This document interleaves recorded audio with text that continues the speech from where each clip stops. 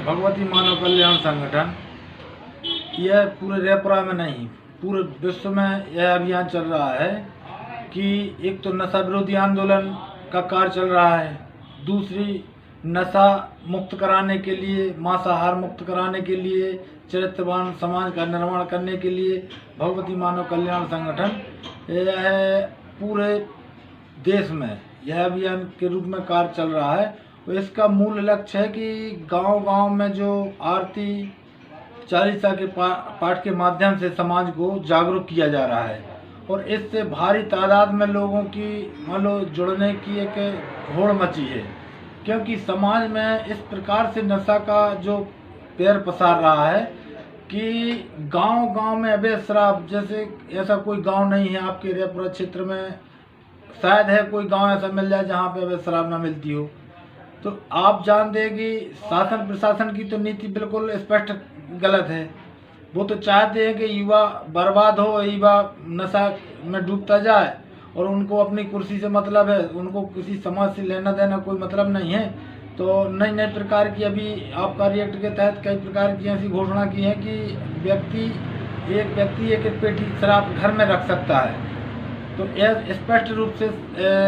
आज हमारे नेताओं के ऊपर तो किसी भी प्रकार का भरोसा करना हमारे हिसाब से तो उचित नहीं है। और एक माध्यम है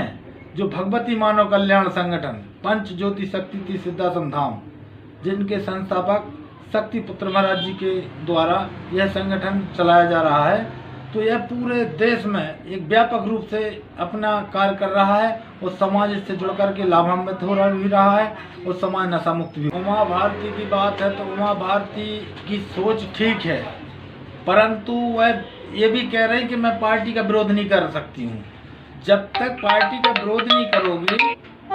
तब तक सुधार होने वाला नहीं है।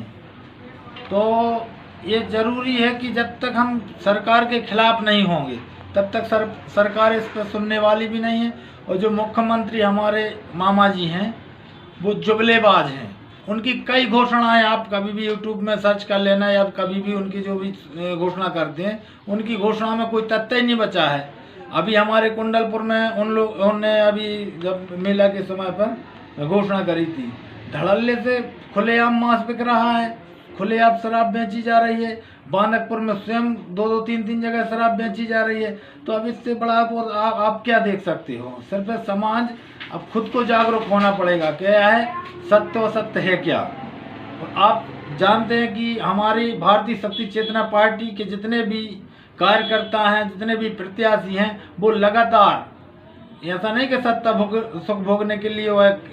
यह कार्य कर रहे हैं, सिर्फ समाज के हित के लिए कि यह युवा, हमारी जो युवाओं का देश है, यह युवाओं का देश बर्बाद ना हो और समाज नशामाज से मुक्त होकर के एक चरित्रवान समाज का निर्माण हो। इसी के लिए हमारा भगवती मानव कल्याण संगठन एवं भारतीय शक्ति चेतना पार्टी पूरे जिले में, आपके पन्ना जिले में, रेपुरा में जगह जगह दुर्गा चालीसा पाठ के माध्यम से यह कार्य किया जा रहा है और बहुत लोग इसको सराहनीय कार्य भी समझ रहे हैं और इसका भरपूर सहयोग भी कर रहे हैं।